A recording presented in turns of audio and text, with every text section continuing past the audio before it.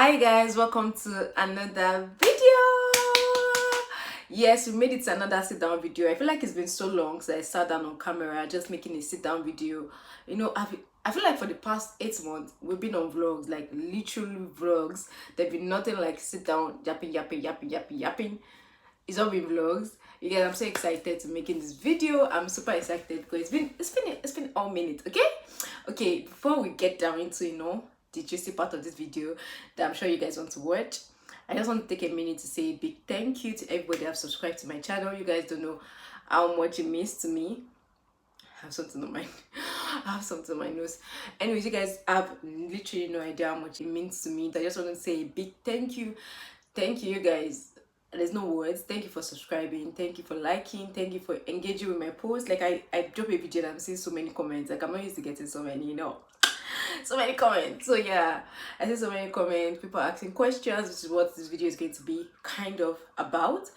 Yeah, so I just want to say a big thank you. Like I really do appreciate. If you're yet to subscribe, please do make sure to subscribe. Anyways, let's get down to the nitty-gritty of this video. So I'm making this video because I've been getting loads of questions about this whole relocation thingy, school application. There've been lots of questions. I feel like since I'm in a position where I can kind of answer some questions, why not just tell you guys. I'm just going to tell you guys the step-by-step process where you need to do what I did. I'm going to tell you what I did, so it kind of applies to you. Take it, that kind of thing. Anyways guys, so yeah, that's what this video is going to be about. I'm so excited to making this video. So let's get right into it. 1, 2, 3. Okay. My darling, I love you, I love you, I love you, I love you, I love you, I love you, I love you, I love you, I love you. So welcome back. So first off, I'm just going to give you a breakdown, step-by-step process, why I chose to come to the UK, why I'm in the UK, all the what led me to this place, what led me to where I am right now, okay, that kind of thing. So anyways, yeah, let me start. So I think I had relocation idea as a old relocation idea, not UK in particular. Like, to be honest, if someone had told me then when I had the idea for relocating to that I would come to the UK, I'd be like, me. But to be honest, UK never crossed my mind. I never even explored that option. I never even thought about it. I literally did not care about anything they were doing in the UK. Like, it was not my cup of tea. That's the thing. So I think it was, look, I immediately got a job and I worked maybe 3 months in Nigeria. I concluded that this was not for me. Okay, there has to be more to this thing because I did not like it one bit. Yeah, 3 months into paid employment in Nigeria, and I decided, no, this is not for me. I'm not doing it. So it's not like I don't want to work. Of course, it's not the working, it's the environment, the country itself. I felt like I was working, but I wasn't really seeing my money. Do you get what I'm saying? Like, if I'm working as hard as I was working, I feel like I should be able to get, I should be living the baby girl life. So my mom was like, no, this is suffering. I cannot do this. So I think it was 2018. That's when I started officially paid employment. So for me, I also felt like working in Nigeria would not cut it for me. I did not like it. I wanted to I felt like I needed to explore more options. So what I did was I kind of got into the whole relocation. Naira land is gold. You guys don't sleep on Naira land. I know the going through the trade and everything just seems like so archaic, like you're in 2008 or you're in 2009. Yes, but Naira land is gold, and that's where a lot of information are. So I don't really mind. I would go through it. If I have to go through a little bit of stress to get where I want, I'm not going to complain. So anyways, I went on Naira land and all I was seeing was Canada. So at the point I was like, okay, let me do this Canada thing. But what I did not know is I did not have years of experience that was needed. So I did not have the work years of experience, like the years of experience needed to go into the express entry pool for Canada. So that just kind of shut it down. So in my mind I was like, okay, Canada has been shut down, what can I do? So what I could do was I could work, give myself some years, then try Canada again. So that was it. So I worked for a couple of years. So 2 years passed and I had my NYC experience and also 2 years work experience, and it was time for Canada. And then that's when COVID hit. Okay, the devil likes to try it. Anyways, that's when COVID hit and Canada just did this. ended it. At the time that COVID hit, I was writing IELTS, IELTS was jamming me. I was just throwing punches at me from left, right, center, and yeah, COVID happened and draws ended. So I eventually passed my IELTS, but by the time I passed it, Canada was not doing any draws anymore. It was like, do you know real definition of village people? That's what it was. So anyways, so that's what happened in Canada. Canada just kind of shut down. I changed jobs. I changed jobs, and that was it. I decided to like almost resign myself to, you know what, Nigeria cannot be that bad. Let's swing it. Let's swing it. So here comes UK. So it's 2021. I'm working. You know what, Canada might come back. Years to come, maybe they'll pay year, and I just have to be a little bit, a little bit patient. So that's what I was doing 2021 after COVID back. But if it does come back, I'm going to try again. And if it doesn't, in short, that's 2021, I'm not going to lie, I already kind of slowly giving up. Like, I was tired, when you put so much effort into something and it's not giving you what it's supposed to give, you kind of just get like, what, fuck it, I'm not more doing. That's what was going through my head at the time. So I think it was like July or first week in August 2021, a friend of mine sent me this link for scholarship to the UK. I was supposed to, I think it was this Chevnik scholarship is pretty much popular. I'm sure a lot of you know it. Yeah. So the Chevnik scholarship told me to apply. So it told me to apply, and I would need to first get admission into some schools. Then after I get the admission, then I apply for the scholarship. At the time, I was like, honestly, I applied for that stuff like last minute. So what I did, I applied to University of Aberdeen. Aberdeen is in Scotland, and I think I was supposed to apply to 2 schools. I just applied to one because I was not interested. Like, once I just saw UK, I was like, no, I'm not doing it. But I eventually applied like the last minute. I think it was like July 31st or something. I applied for University of Aberdeen masters and everything, and literally I just applied just because my friend was on my neck. I did not really care about it. Sometime in August, I got my sometime in August, I think it was like mid-August, I got like a mail saying I got admission into University of Aberdeen. I was like, okay, cool, let me go apply to the scholarship now that I did have the admission, only for me to go to the Chevney scholarship, and it was closed at the time. They said deadline was like maybe some days prior to when I was trying to apply. So I just told my friend, like, you know what, this is not working, like, this is what they're saying. And my friend was like, oh, you can actually apply to other schools in the UK. Just think about it. You don't have to go to this University of Aberdeen in Scotland. You can just do your research into other schools, and you can actually come to UK. So at the time I was thinking, all my mind was in Canada, and to be honest, Canada was not even giving us green lights. Canada was not even giving us no small hope that they were going to come back anytime soon. And literally, I was tired of Nigeria. I was done, like mentally, I was done. But I was just winging it, and I was like, I'd never considered UK, to be honest.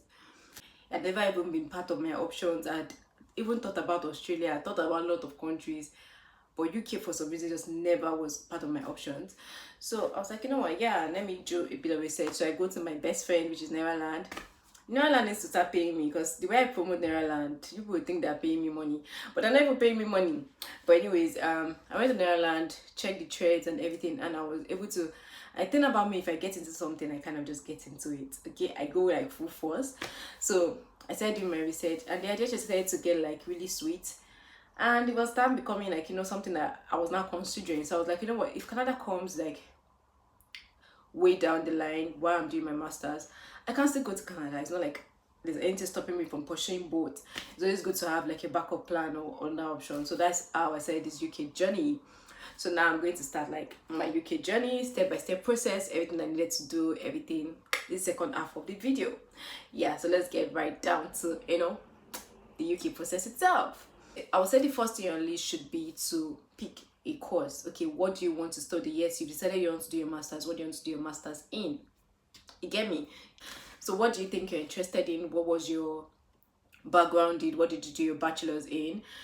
You don't have to go through the route where you did your bachelor's. Where have you been working? So for example, if you study like biochemistry and now you are probably a banker, what do you want to do? Do you want to do something in your biochemistry line, or do you want to do something in your career path? So for me, I studied insurance in Unilag. I've never worked in an insurance firm. I do not wish to, continue on that path or continue on that journey.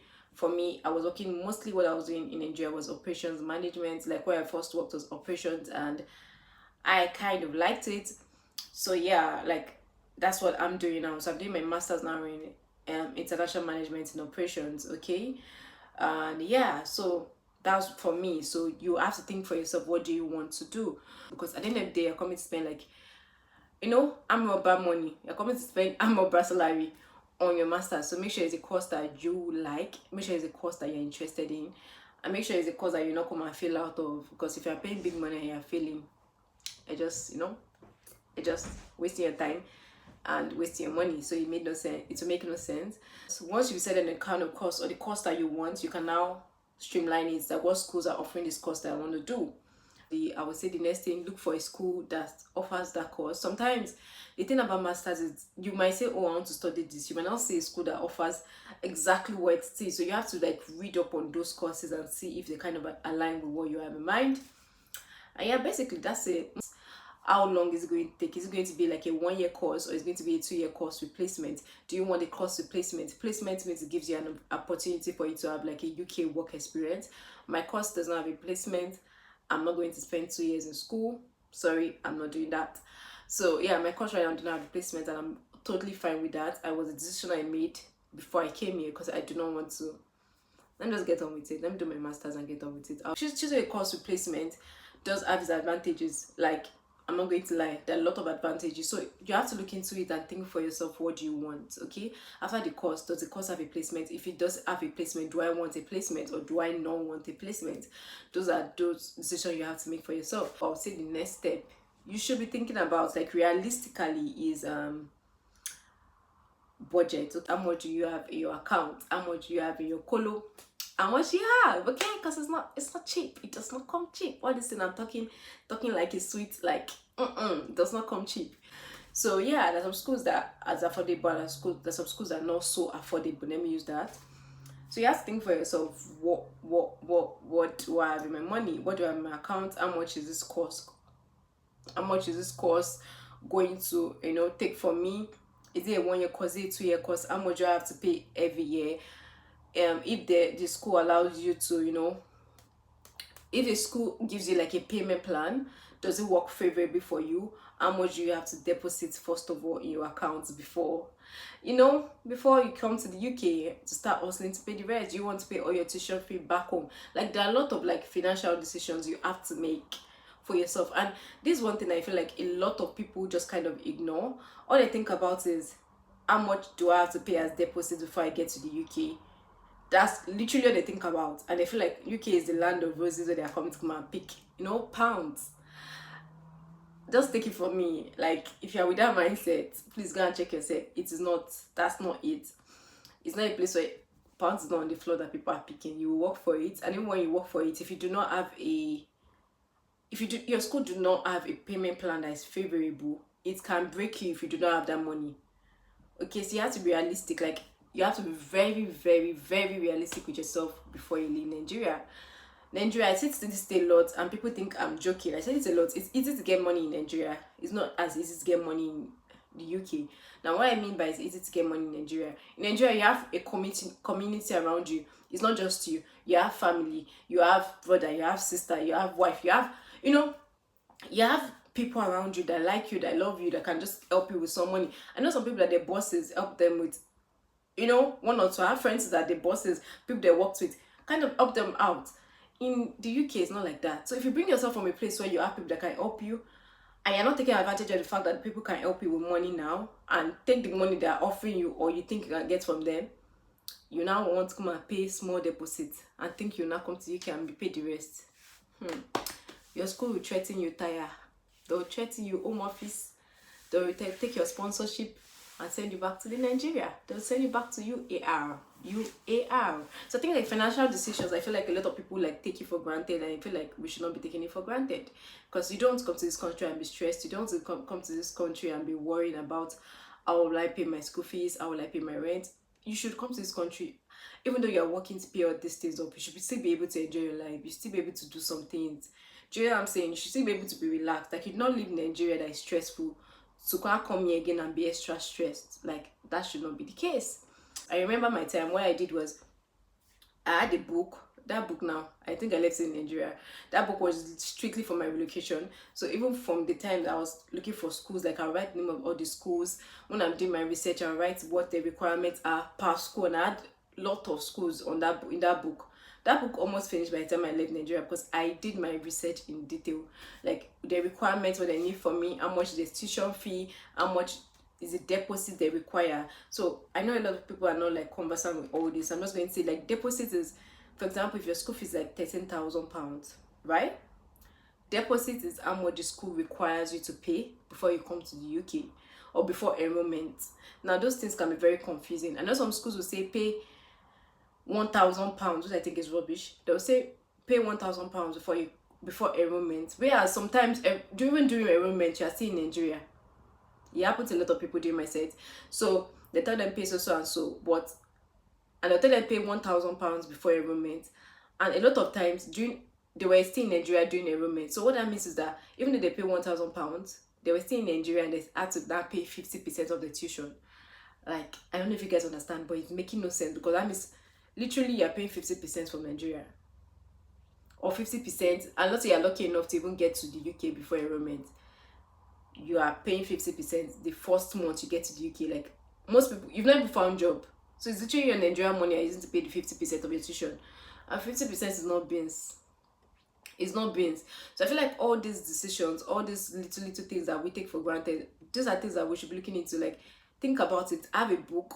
Write down your costs in detail. Don't put anything. Like, no little expense should be like, I'll sort it out. Write it down. Calculate everything. Now look at what you have. Look at what you think you can get. And see if it makes sense for you before you embark on this journey. Because trust me, it's really money intensive. It's not something that you need money. It's not, let's not even like act like or try to deceive ourselves. You need money. Let me share my eyes and tell you people, you need money, okay? It's not Vince, you need money to do this thing. So yeah, if you think it's not something you can do, you can postpone it, work a little, try to raise funds, and you come back again and try. There's no harm in doing that as well. Don't come and be stressed. Do you get what I'm saying? So I guys here in my my UK accent. My UK accent. Anyways, yeah, so that's what I'll say. Like, once you've got to, so what you do, like what I did was like I wrote the schools I was going to like apply to, the requirements, all that. When I was picking school, when I was picking courses as well, like I had a list of courses I was interested in, what schools were offering, all that. Next thing on my page on my list was the money. Like I calculated everything. I went to Netherlands. Even the idea is I don't understand all the phases of this process at the time. Through Netherlands, I was able to know that this is how much, like some people literally just come on Netherlands and give you like a breakdown of all the money you need and all that. It's on Netherlands UK student visa trade. If you go on there, I think on the first page you have like a list of everything you need, and in there anything that requires money, it is written down in detail and it is updated regularly. So if there's any new changes going to be there. So Netherlands is your friend, you guys. That's what I'm trying to tell you. Even though Netherlands is not paying me, Netherlands is your friend. So anyways, so what I did was I went there and I just literally wrote all the costs. First thing first is tuition fee. How much is the total tuition fee? Can I get part scholarship? So most schools will give you part scholarship. For example, if you graduated a 2-1, if you graduated with a 2-1, which is second class upper, some schools will give you scholarship off of that. If you graduated with a first class, you get a little bit of scholarship as well. So it's part scholarship, they're not full scholarship to be honest, but it's just something to kind of help you out. Sometimes it's like £2,000 off. I remember my school was £13,000 and I got to pay like £11,000. £2,000 is a lot. In Nigeria, I was just like, oh, just £2,000. When I got to this country, I know how, how hard it is to make like £2,000. That's a lot of money. Like, so if you graduated with like second class upper, you would get some discounts, and also first class you get some discounts. So kind of like write like how much you're going to spend, how much discounts each schools are giving you. If you've like settled on a school, how much is this school that you have picked, how much discount are they trying to give you? Calculate all that. Another thing that I think you should put into consideration is your payment plan. How are you supposed to pay this money that you're supposed to pay? So like I said, some schools will say 50% on enrollment, and then 2 months after you have to pay the rest. You understand what I'm saying? Like, it's not realistic because In 2 months, I'm not yet settled. I've probably not even gotten like a job like that, like that. Okay, in 2 months you should have gotten a job, but how much is the job going to pay you? Let's don't forget you're only allowed to work 20 hours per week. Let's not forget that clause as well. So with 20 hours per week, how much can you really gather in 2 months that you're paying almost 100% of your tuition fee? Not making any sense. That's what I'm trying to say. So make sure that you get your finances right down from Nigeria. It's not here you want to come and be doing up and down. Nobody's going to borrow you money. And it's in Nigeria back home that can get people to up out. You can get people to, you can rally for money. You can't come and rally for money when you're here. And the thing with Nigerians, what they think once you traveled, you've made it. So imagine you call from abroad, you're calling someone back home to give you money. Person will think, are you okay? Do you get what I'm saying? So it's while you're in Nigeria, you should be rallying for money, you should be gathering your money down. To get your money right, and your money doesn't end with tuition fee, because let's remove tuition fee aside and deposit. So most schools, you don't have to pay the full money. You at first you have to pay like a deposit, and then you there's usually every school has the payment plan, and like I said, the payment plan is important. Ask the schools for the payment plan, send them a mail, they'll respond to you. It's not Nigeria, okay? They'll respond to you, ask them for the payment plan. And if it's something that works, it's something that gives you time to pay off, perfect. Let's go to the more money intensive phase. I would say the next thing when it comes to money, I would say is proof of fund. You need proof of funds, okay? You need to show people, you need to show the visa office. Even your school these days, like your school most of the time will ask you for proof of fund and all this. You're before they give you CAS, okay? The CAS is your document that you need to apply for your visa. So most schools will not give you CAS if they feel like the visa office is going to reject you.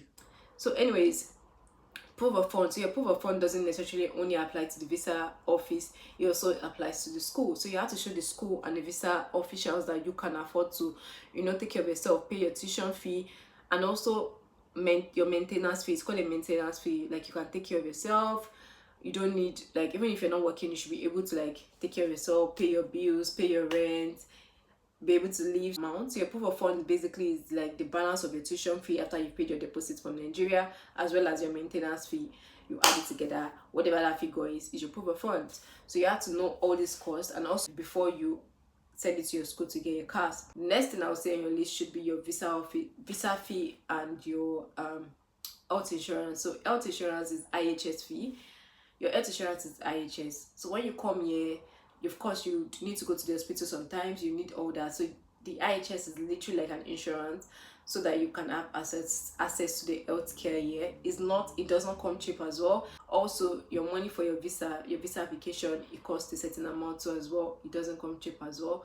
Add it to it. I think so. For me, that's what I did. Like, I just wrote down all these costs, went on Naira, did my research, wrote down all these costs, and converted them to like Naira. But when you have all those costs together, and you now look at it like more realistically, can I really do this? Like, how much do I have in my account? How much do I have in my savings? If I rally around, like move up and down, how much can I really get? Do you get what I'm saying? Is this realistic? Because you don't want to start something and realize, spend money and realize, oh, I can't afford this, and then I have to bounce. So you have to think about everything like from realistic point of view, which is what I did. So I think like the next day I started like applying to schools. I applied to my school. Like, it took me like 3 weeks to get my admission. UK schools, like 3 weeks, a month time you should get your admission. But I guess like now things are a bit different, because a lot of people are applying to school, so it's not more like the regular 3 weeks that you get admission. Now it's not getting like a month plus. I'm hearing people getting admission like a month plus. After I got my admission, the next thing I had to do was pay my tuition fee, because when you get admission, they'll ask you to pay a certain amount. So every school has their own requirements. My school asked me to pay £4,000. For, I think my school is one of the, not the highest. I've seen a school that asked for 5,500. I think it was University of Sunderland. Yeah, I think it was University of Sunderland, where you have to pay like 50% of your school fees. So I know my school is not the highest, but it's one of the highest, because a lot of schools would ask for 3,000, 3,500, 2,000. Some schools will ask for £1,000. When I got my offer, it was a conditional offer. Most schools will give you a conditional offer first. In that conditional offer, they'll tell you to meet some terms before you get the unconditional offer. So after I got my offer, they asked me to pay my tuition deposit of £4,000, and also, so I think they asked me to resubmit my WAEC result or something like that. So I did all that, and I got my unconditional offer. So after your unconditional offer, the next thing, you have to try to get CAS from your school. You need the CAS reference number. in order to apply for your visa. So without CAS, there's no visa. So for your school to give you that CAS that you need to meet some of your school terms. My own school terms were like you have to pay your school fees a certain amount, which was a deposit of £4,000. Secondly, we had to show that you can take care of yourself, like your maintenance, show your proof of funds, make sure that your tuition fee is paid, and also do like a pre-CAS. So my school does not do something like a pre-CAS interview. So I'll explain how a normal pre-CAS interview kind of differs from my school, like Teesside University pre-CAS. So Teesside University will not ask you to do a pre-CAS interview because of course there are a lot of people, they can hold interviews for almost everybody, but you know how stressful it will be on them. So what they ask for is like an MQ. An MQ is like a mandatory questionnaire. So literally all those questions that they're supposed to ask you in a pre-CAS interview, they just want you to type it and send it to them. So the difference between Teesside University MQ and other schools pre-CAS interview is that other schools you're having an interview with the people. My school just asks you to type all those, like they'll ask you the same questions that will ask you, they'll normally ask you on a pre-CAS interview, but they'll just tell you to type it and send it to them. They'll go through it. If it's okay, they give you your CAS. If it's okay and you have a proof of funds and you paid your tuition fee, they'll give you your CAS, that kind of thing. So my MQ, that MQ, you have to make sure that there's no plagiarism because they'll check for plagiarism. You have to make sure that you answer the questions well. So the same way you prepare for your pre-CAS interview is the same way you prepare for your MQ. Make sure there's no plagiarism. You're not copying from anywhere. Everything you're saying is from your head. And you write it well, you put punctuation marks because of course you're a master student and a bachelor student, so they'll not give you the, like, oh, this person just doesn't know too much. No, it's master, so you punctuations, everything has to be good. So I submitted. My school fees was already paid at the time, so it was just my proof of funds like in my account, and I submitted my bank statement, 28 days bank statement, showing that I have enough money to take care of myself when I get to the UK, and I have enough money to pay my remaining school fees balance. Because remember, like I said, your proof of funds is a combination of your maintenance fee for 9 months and also the balance of your tuition fee. So the money was in my account. I just waited and everything got sorted. At the time, which was January, my school had a lot of issues with CAS. They were not giving student CAS. They didn't have enough CAS for the number of people that were trying to come into my school, because they had a lot of people trying to come into my school, but they didn't have enough CAS from UKVI. From the home office, they didn't give them enough CAS. So it's like, the visa office home office did not give them enough CAS, but they had a lot of students that had paid school fees and had answered MQ. Do you understand what I'm saying? So they could not match up, so they had to defer like a lot of students. I actually thought I was going to get deferred because I submitted my application late. And now this September intake, I checked on the group and they've been giving people CAS. Like, people are cool, there's no issues with CAS. I think they found a way to get either get enough CAS or reduce the number of admissions they're giving out, so that they don't have a lot of like students, or maybe make the deadline shorter. I don't know what they did this year, but for some reason they don't have CAS issue this September intake. But January was on. Trust me, you don't want to know. So anyways, so after I submitted my MQ, which is my mandatory questionnaire, I submitted my proof of fund, my bank statement showing my proof of fund. I just had to wait. So literally for me, it took me 3 weeks before I got CAS for my school. And you want to do your tuberculosis test. You need your tuberculosis test to show that you do not have TB. Like, it's part of the rule. If you have TB, you won't be able to travel to the UK. You would probably have to stay back. So, and sort your whatever out. But if you have tuberculosis, you cannot travel to the UK. So yeah, you have to do your TB test. And that was one of the costs. TB test is like 57,800 naira. Yeah, in Nigerian money is 57,800. It's not too pricey, but I like try to get tuberculosis a date to go and do my tuberculosis. I did my tuberculosis, got my result the next day. I'm sure there's a video on my channel. If you're here to watch it, go watch it now. Anyways, yeah, so I did my tuberculosis, I got my test, and I literally was just waiting, and then it was time for me to apply for my visa. I applied for my visa in January, sometime in January.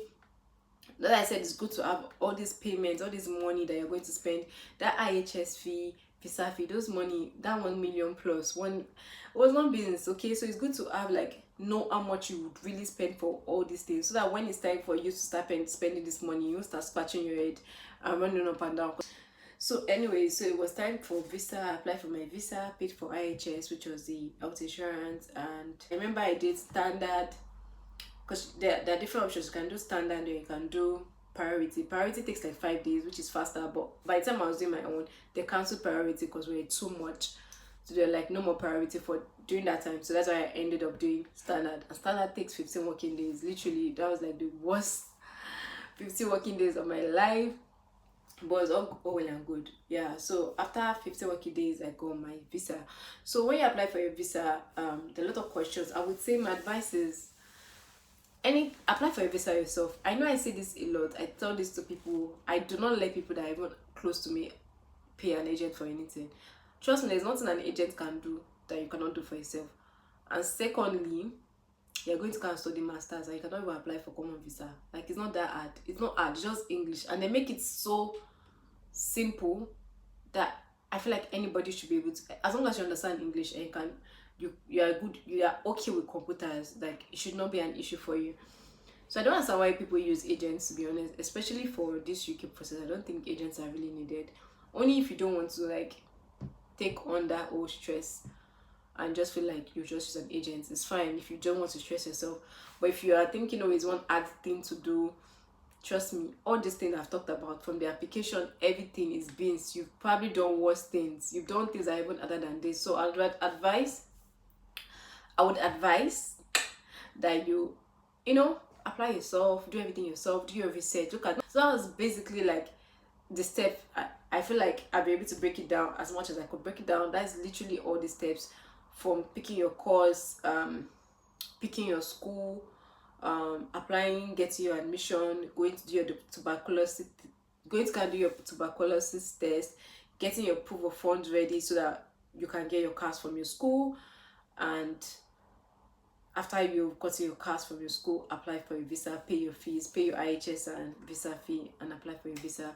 Go do your biometrics and just basically wait and get a visa. Like, that's basically this whole process. That is a step-by-step process of this UK student visa application. Like, it's not something that takes a lot of your time. It's just money. I feel like it's more money intensive. Like, you need to add the money, you need to add the funds.